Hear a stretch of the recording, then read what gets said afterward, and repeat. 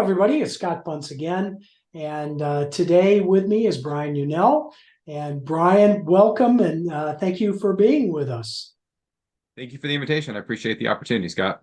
Absolutely. So, Brian, you're doing a few things. And, maybe the first thing we'll talk about is you're running Vantage Health AI. So, I'd like to hear a little about that. Then you spoke at my Vistage group, and I'd like to go into that as you as an author and your book of Everyday Leadership. So why don't you start by giving us a quick thumbnail of what you're doing with Vantage Health? Yeah, absolutely. It's a pleasure to be here. As I mentioned, Vantage Health is a full-time, 100% focus of mine at this point in time, as I am the CEO of the business. And the other items you mentioned are our hobby, which we can get into in a couple of minutes. But being the CEO of Vantage Health AI, we've identified an opportunity in the market to help patients and providers connect better on the patient financial engagement front to make it easier for patients to view and pay their bills. We know that some of the large health systems out there have solutions, but a lot of the smaller providers just don't have the technology and the resources. And so we're working with a number of them to help them collect from their patients, because at the end of the day, the copays, coinsurance, and deductibles have essentially put the onus of the margin that the providers are making back on them to collect from their patients as opposed to the insurance companies. And so we're trying to make it easier for the patients to view and pay their bills. Excellent. And what makes your company different than, let's say, other companies? Yeah, there's a number of different factors. First off, we are systems agnostic, and we can work with any of the EMRs, we can work with any of the billing platforms, we can work with any of the merchant services companies in order to process payments. And we are highly configurable for each of our clients and are able to meet their needs for their culture and their demographic, to be able to customize and configure those messages appropriately and to be able to take those payments, as I mentioned, through any merchant services processor. Got it. Well, again, that's your full-time job, but your part-time gig and what you've got a little passion on the side for is being an author. And you wrote a book and you gave a presentation to my group. Tell us a little bit about the book and how you came up with the idea, and what are some of the key premises of your book? Yeah, I had originally had this concept that I wanted to write a book that was going to originally be called Common Sense Ain't So Common.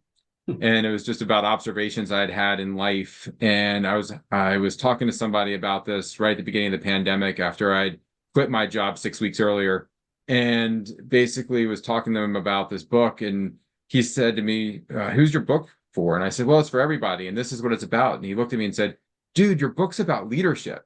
I said, yeah, but it's about everyday leadership. And he said, yeah. He said, nobody really talks about it that way.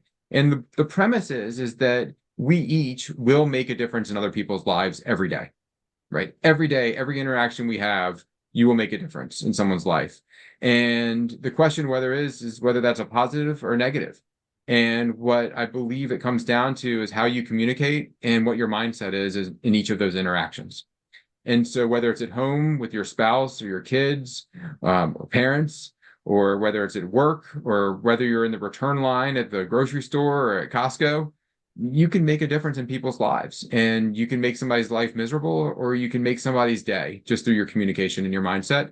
And the book is filled with nuggets and stories around how sometimes I was successful at that, and sometimes I had a lot of lessons learned about that.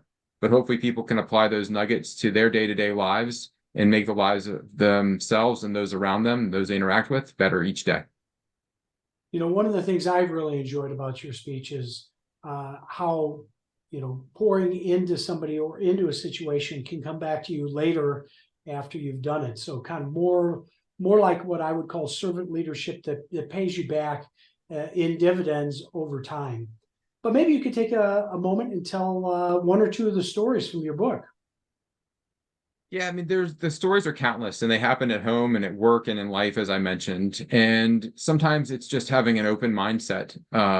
One morning I was flipping through the stations mindlessly while I was exercising, and came across a video that I had recorded because there wasn't anything on. And I was watching, it was an Austin City Limits episode by a guy by the name of Ryan Adams. And I was watching the episode. At the very, very end of the episode, he goes into a story around how he was talking to someone who was with him on his tour around how one morning he had to go do this radio gig, and then how he had to go do this other interview, and how he had to go do something else. And his friend looked at him and she said to him, he says, "You get to." And he said it was some of the most clarifying, important advice that anybody ever gave him, that he gets to do these things, right? Here he is as a worldwide performer, and he gets to go out and do these things every day. And I think so often we come to work and we think, well, I have to go to this meeting, or I have to do this, or I have to take my kids to this place. And instead, if you can just change the mindset of that it's an opportunity that you get to do something, the interaction and the way that you approach it completely changes, completely changes. It seems to me that it's not until that privilege is taken away from you that you quite often understand what a real privilege it is. Yep. So I would agree with that 100%. As someone who's got a sophomore in high school and a 6-year-old, I tell people the days are long, but the years are short. And it's hard to believe that my son's going to be out of this house in a couple of years, out on his own. And, the things that I take for granted every day aren't going to be here anymore. And so just trying to figure out how to, enjoy those times that we have together. And, it's like you said, it's you've got to be aware of it. And because otherwise it'll be gone before you know it. I think a lot of us were reset with COVID when, we were going to work, doing our thing. Probably several people were thinking they were slaving away at a job, and then when things get cut and people lose what they had, they tend to value it more. I would like to think that many people coming out of COVID have a different attitude of the privileges that they have versus the burdens that they have. Yeah, it's interesting. I'm not I don't know. I think it's different, is what I will say. I'm not sure that people's mindsets have completely changed. I think people have realized that many corporations are a lot more transactional than they thought that they were previously.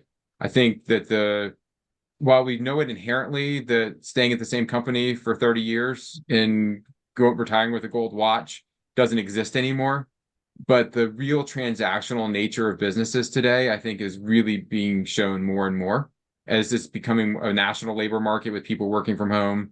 And, honestly, corporations treating folks more like a number or than anything else. And, you go in and you get paid, and it's more of a job than a career, even when you're at a managerial or leadership level in an organization. And I don't know how long that's going to be sustainable because at the end of the day, organizations are made up of people.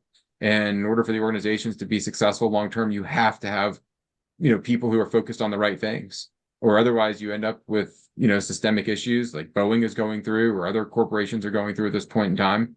And it's just unsustainable. So I think there's a lot of opportunity that's going to come even more full circle than what you identified. Yeah. There is no doubt that whether it's the political climate or just looking at what the country is going through right now with wars and everything else, it's making people reevaluate things, top to bottom. And I'm old enough that I can reflect on Vietnam and what's going on today and draw some parallels. But anyway, I'd like to go back to your book, if we could. You had one chapter in where you talked about your son and an experience that he had that really resonated with me and kind of touched my heart in what the words were and how his perception had one thing, but it meant something else. And Brian, can you share that story? Sure. It's probably everybody's favorite story out of the book. And our son, as I mentioned, he's in 10th grade now, but when he was in first grade, my wife and I were both working at the time full time, and he was in after school programs through our school mostly, but had some outside sports activities, and big time sports kid growing up, and even more so today. But he had an opportunity on Mondays through the school to be able to do ballroom dancing, and we didn't have anything else for him to do on Mondays. My wife and I were thinking this is really not going to go well, so we were trying to find something else for him to do. But our son was insistent about doing ballroom dancing. And so we sign him up. He gets in. The first week goes by. He comes home from school. We're sitting at the dinner table. I asked him how school was. He said school was great. And I asked him how ballroom dancing was. He said it was okay. And for those of you who have any experience with a 6-year-old, you will understand what I'm saying is that that was asked and answered, and that was about as much information as I was getting. And so the second week goes by, a week goes by, second week comes, and he comes home from school. We're sitting at the dinner table again and say, how was school? And he said, school was great. How was ballroom dancing? And he smiled proudly and said, half of the boys quit, thinking that he was going to be in that half. And we explained to him that we as a family don't quit things. We signed up for this. Even at 6, he was and he's even more so today, analytical. And we explained to him, you only have 4 times as many classes that you've already done, because he'd already done 2 and there were 8 left. And, basically he realized pretty quickly he was not getting out of it and was going to be in the 50% that was still there, and that he was committed to doing it. And so he went back for the 3rd week and he came home from school. We're sitting at the dinner table and I asked him, I said, how was school? And he said, school was great. And I said, how was ballroom dancing? And it was silence. And you could just see the wheels spinning in his 6-year-old mind. Like, what words was he going to pull out of his vocabulary to be able to explain how he was feeling about ballroom dancing? And what seemed like several minutes, but it was probably a minute, went by, and he said, it's just not what I was expecting.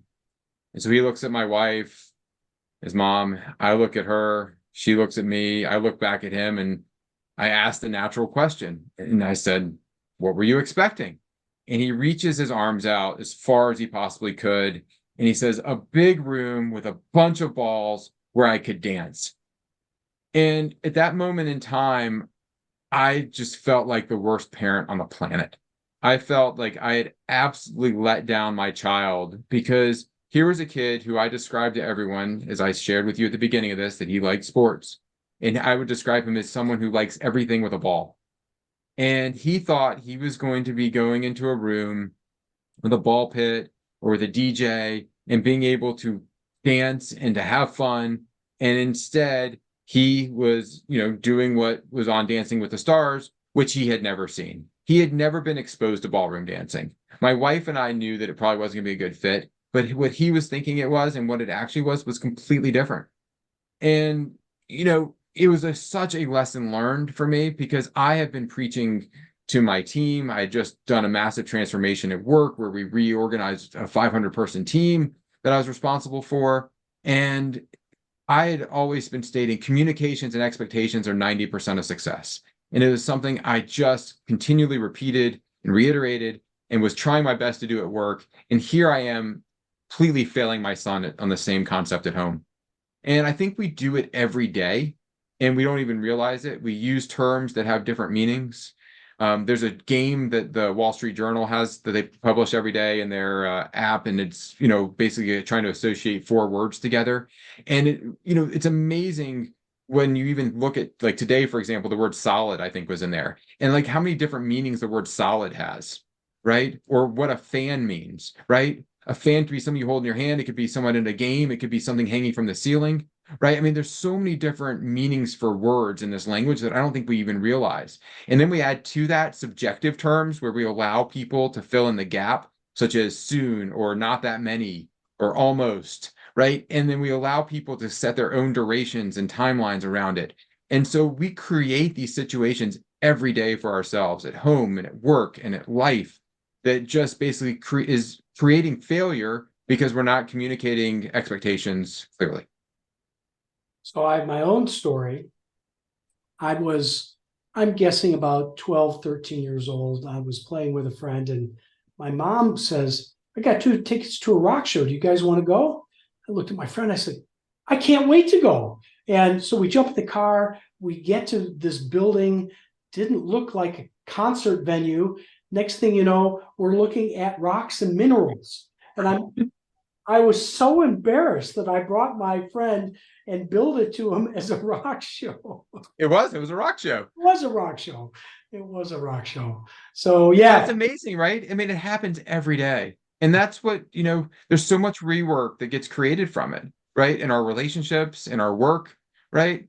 And, it's most of it's preventable if we just slow down enough to make sure that we are communicating effectively. Absolutely. Well, our time's kind of starting to run short, Brian. Are there any other key messages from your book that you would like to touch on? Yeah, I think we hit the highlights today, Scott. I really do, again, appreciate the opportunity. I would say I'd remind everybody that you will make a difference in people's lives. Oh, And if you don't realize that, then you probably need to take a step back and have a deep breath of the last conversation that you had or the one that you're about to have or the interaction that you have, whether, again, it's someone at the store, someone at work, or someone in your home, because you will make a difference in their lives. And that difference will probably be more prevalent and important than you will ever realize. well, I got to tell you, you made a difference at my Vistage group, and I'm now at a point in my life where I'm giving back to CEOs and senior executives and coaching them. It's just kind of a different point on the Maslow's theory of hierarchy, where I'm at the point where I've self-actualized, if you will, in that part of my role. So I couldn't agree more, Brian, with what you're saying.